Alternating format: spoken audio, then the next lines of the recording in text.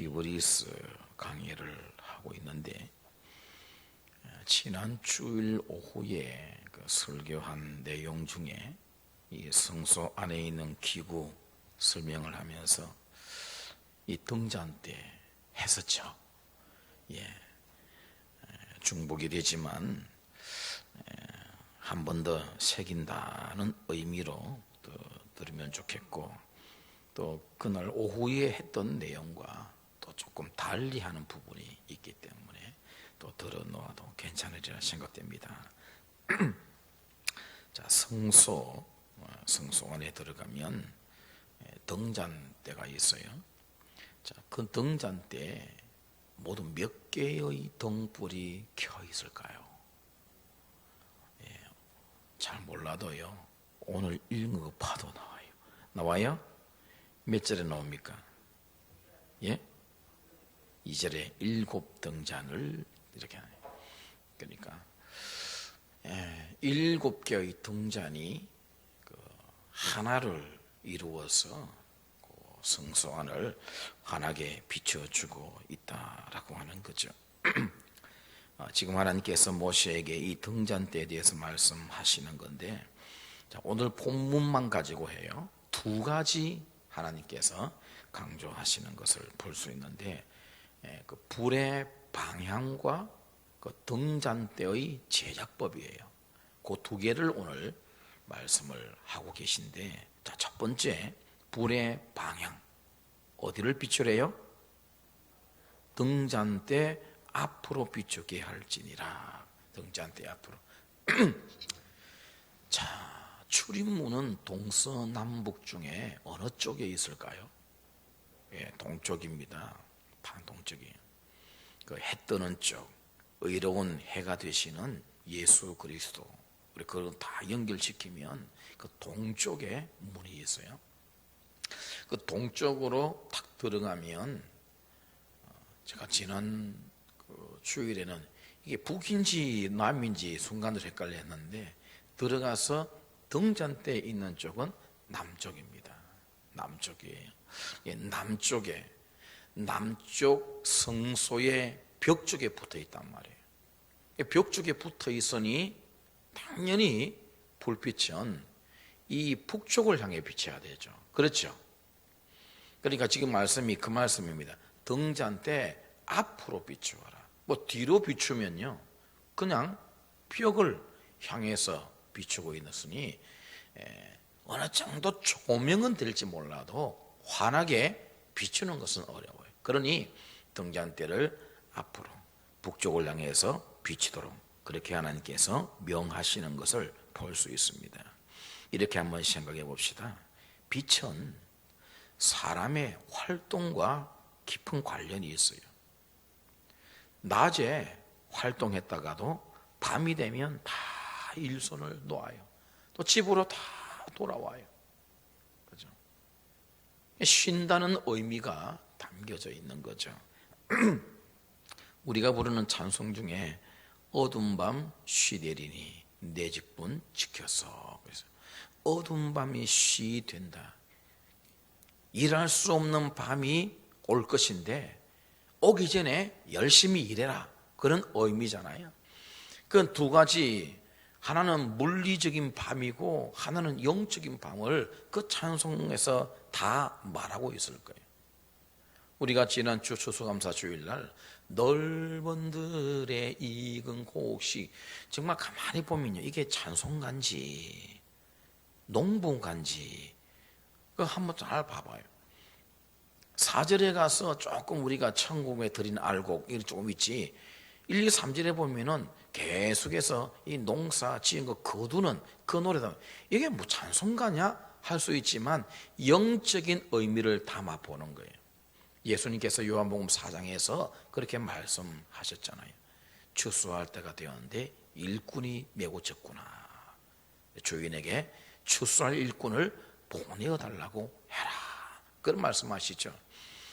분명히 들판을 보고 하셨지만 주님에겐 그 들판에 있는 그 추수 곡식이 주가 아니라 영적 추수를 의미하시는 거죠.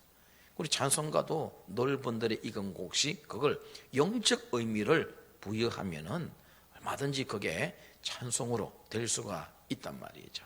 우리가 성경 가운데 아가서라고 하는 성경이 있습니다.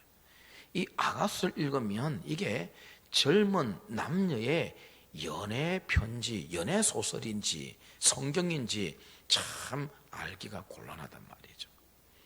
그래서 신학자들 중에는 아가서를 아예 성경에 넣지 말자는 그런 사람들도 있습니다. 그러나 그걸 좀 더 영적 의미를 부여해 보면은 신부되는 우리와 술람미 여인, 그리고 신랑 되시는 예수 그리스도, 그 관계 속에서 그걸 읽어보면 신랑 되신 예수님과 신부된 우리의 그 관계를 아름답게 사랑으로 묘사해서 기록하고 있는 것으로 보니 아가서도 성경, 정경 속에 들어가게 되더라라고 하는 겁니다. 우리가 부르는 어두운 밤 시대리니 그것도 딱 두 가지 의미를 다 부여할 수 있죠. 물리적인 밤, 낮에 일하고 곧 밤이 오니까 낮에 좀 밝을 때 일하자라고 하는 의미를 부여하기도 하지만 또 영적인 의미를 우리는 다 언젠가 다 일을 쉴 때가 온다는 겁니다. 언젠간 다 쉴 때가 와요. 그 쉴 때가 오기 전에 주님께서 맡기신 직분, 우리에게 주신 사역들을 기쁨으로 감당하다가 주께서 오라 하시면 기쁨으로 갈 준비를 하자라고 하는 의미가 담겨져 있는 것이 분명할 겁니다. 빛은 사람의 활동과 다 이렇게 관련이 있어요. 그러니 빛은 일하는 쪽을 비추어줘야 됩니다. 그렇잖아요. 여기서 일하고 있는데 뒤쪽을 비추면 그게 무슨 빛의 의미가 있어요? 빛은 우리의 활동과 관계가 있으니 앞을 비춰야 돼요. 왜? 그 앞에 뭐하고 있어요? 제사장들이 거기서 봉사하고 있단 말이에요. 그 봉사하고 있는 그 제사장들이 밝은 가운데 일할 수 있도록 등불을 그 앞으로 비추라는 하나님의 말씀이시다라고 하는 겁니다. 예수 그리스도를 빛이라 말씀하셨어요. 근데 그 앞에 무슨 말을 붙였느냐 하면은 나는 세상의 빛이니 그랬습니다. 그죠? 예수님이 그러셨어요. 나는 세상의 빛이다. 그때 예수님께서 말씀하신 그 세상은 저 깊은 산 중에 아무도 없는 곳, 산 꼭대기 나 혼자 있는 그런 곳을 의미하지 않아요. 사람들이 활동하고 살아가는 그 삶의 공간을 의미하는 거죠. 그곳에서 무슨 일이 벌어져요?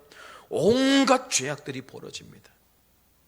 영적으로 보면 어둡다라고 불리는 모든 일들이 사람들이 모여 살고 있는 곳에 계속해서 일어나고 있어요. 주님의 말씀은 그겁니다. 거기서 주님은 빛이신 거예요.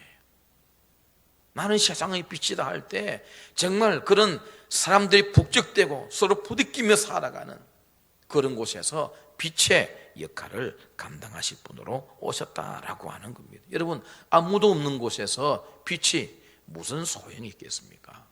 그렇잖아요. 우리가 예배 드리고 다 나가면 이 끕니까 안 끕니까? 예? 첫째, 전기세가 아까워서 끈다. 둘째, 아무도 없어서 끈다. 둘 다 맞죠? 둘 다 맞아요. 진짜 아무도 없는데 왜 켜나요? 그렇잖아요. 마찬가지단 말이죠. 세상은 지금도 죄악이 관영하는 곳입니다. 그걸 성경은 어둡다 말씀하셨어요. 그래서 예수님이 이 땅에 오실 때 그 마태복음 1장에 보면은 흑암에 앉은 백성들에게 빛이 임했다 그랬어요. 흑암에 앉아 있다. 뭐예요? 세상이 흑암이라는 거예요. 흑암. 이 흑암, 왜 흑암이에요? 분명히 태양도 있지만은 흑암이라고 어둡다라고 하는 것은 죄 때문입니다. 죄를 지은 모든 심령들은 다 어둡다라고 표현하지 않습니까? 거기에 예수님의 빛이 필요하다라고 하는 겁니다. 마가복음 4장 21절에 보면 예수님께서 이런 말씀하셨습니다. 사람이 등불을 가져오는 것은 말 아래나 병상 아래에 두리 함이냐 등경 위에 두리 함이 아니냐. 등경 위에, 말 아래. 우리 옛날에 뭐 그런 살을 쫙 깎아주는 대박이나 그런데 불을 켜놓고 그 덮어놓고 그 밑에 두면 뭐합니까? 책상 밑에다가 불을 두면 뭐합니까? 위에다가 올려놔야 그 방에 환하게 비춰지 않습니까? 저는 어릴 때 불이란 불은 다 거쳐봤어요. 다 거쳐봤어요.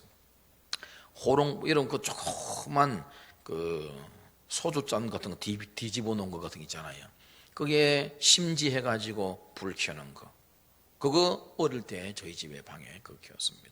그러다가 나중에는 촛불도 켜고 또 왜 유리로 된 게 뭐라 봅니까? 람프라 그럽니까? 이렇게 들어가지고 불 켜고 다시 닫는 거 다 해봤어요. 그러다가 도둑증기를 저희 집에 썼거든요. 아버지가 몰래 나가가지고요. 그 집 옆으로 지나가는 전선에 매일 저녁마다 선두개 딱 들고 가더니 탁 걸고 또 많이 쓸 수 없으니까 옆방, 이방, 저 위에 구멍 뚫어가지고 길다랗게 형광등 반은 저 방 비추고 반은 이 방 비추고 제가 불은 하여튼 다 기꺼봤어요. 그런데 단 한 번도 그 불을 저 밑에 책상 밑에 둔 적은 없습니다.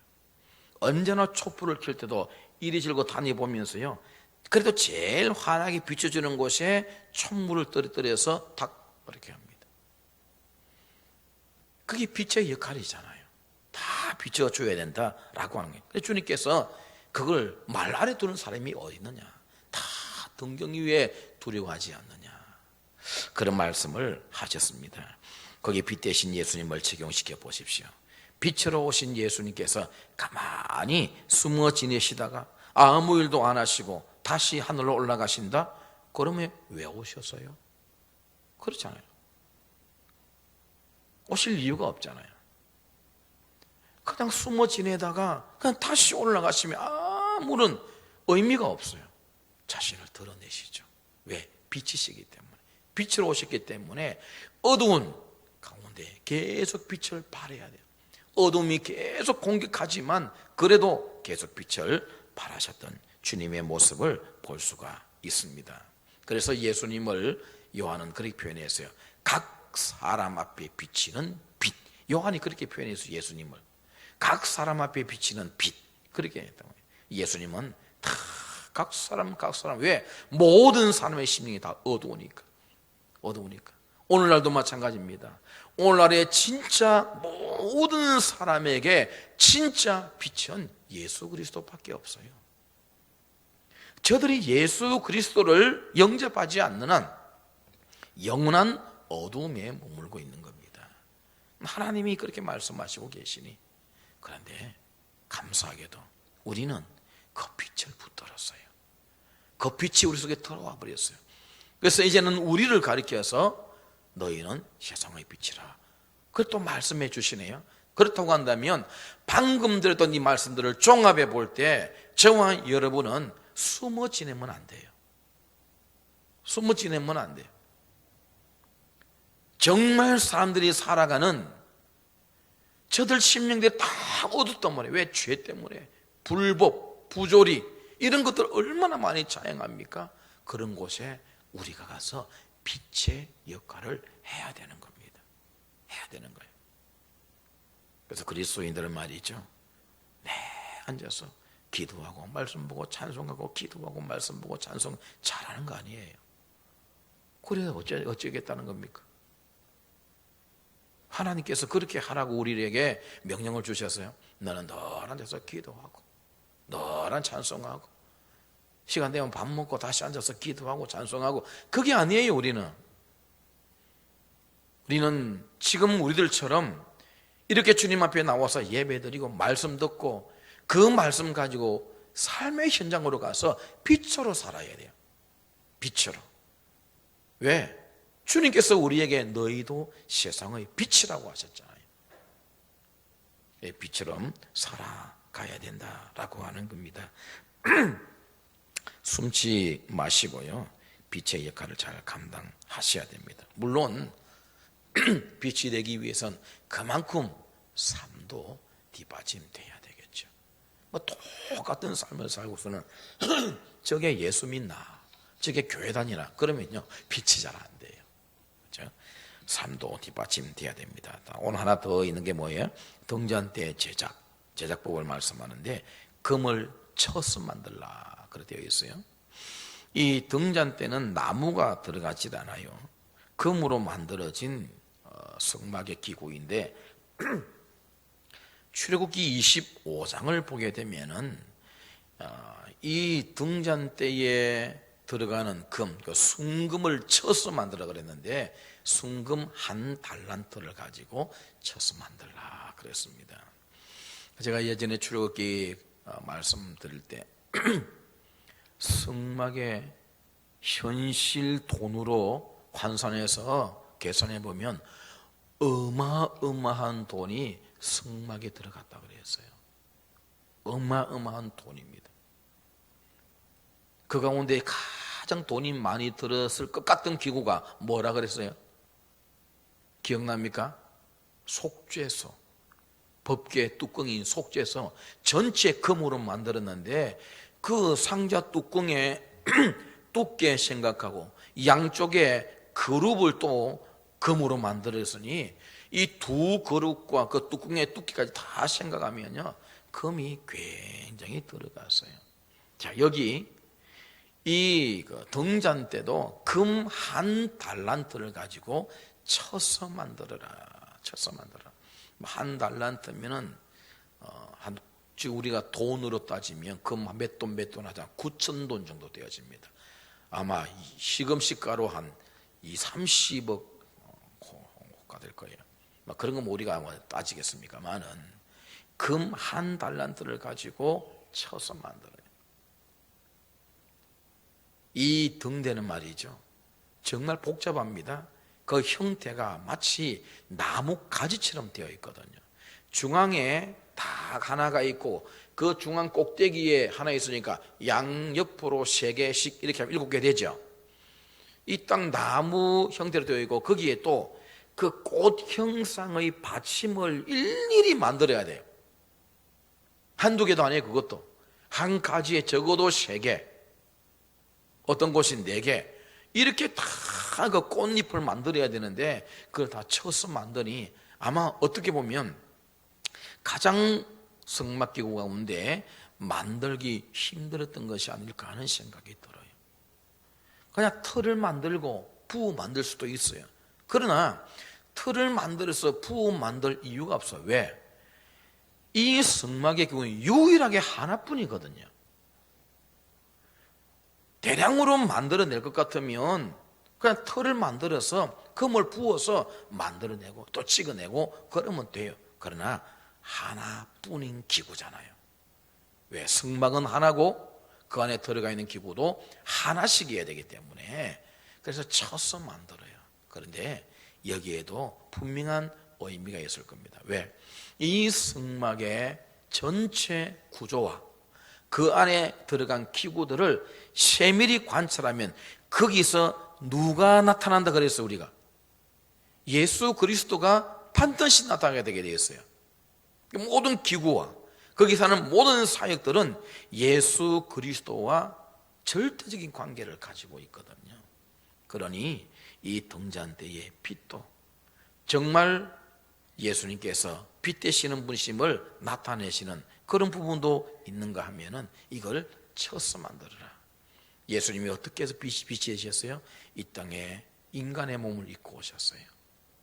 그 사람의 몸을 이 땅에 오신 것만도 예수님에게는 엄청난 자기 비하가 되는데 거기다가 붙들리고 두들겨 맞고 찔리고 피 흘려 죽임까지 당합니다.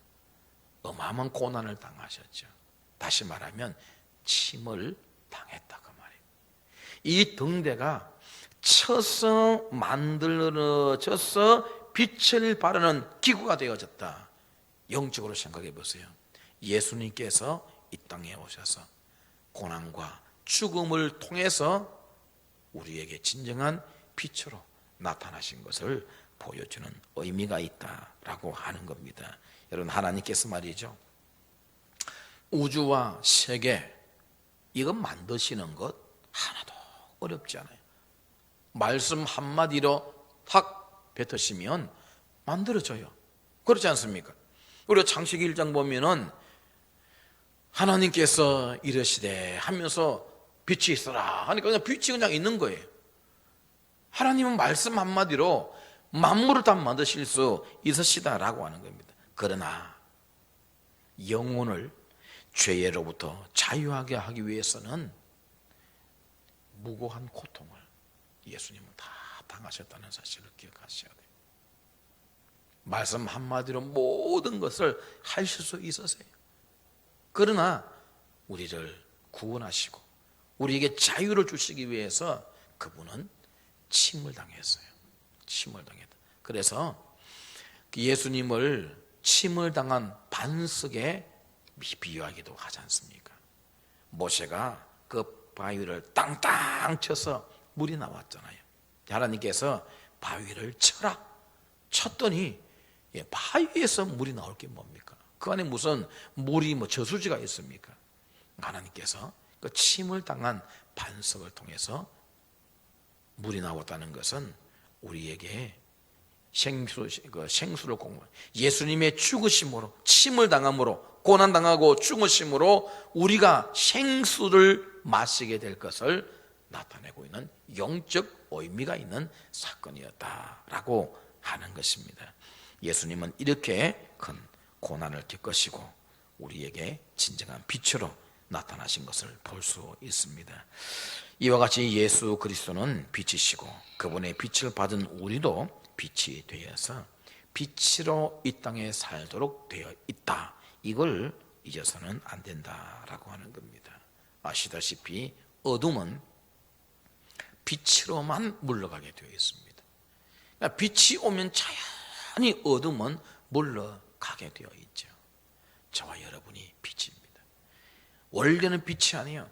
빛 대신 주님이 우리 속에 들어오심으로 그 빛을 바라는 우리가 되었기 때문에 주님은 우리를 향하여 빛이라 말씀을 하십니다. 그러므로 세상 살면서 우리가 드러내야 될 빛은 예수 그리스도십니다.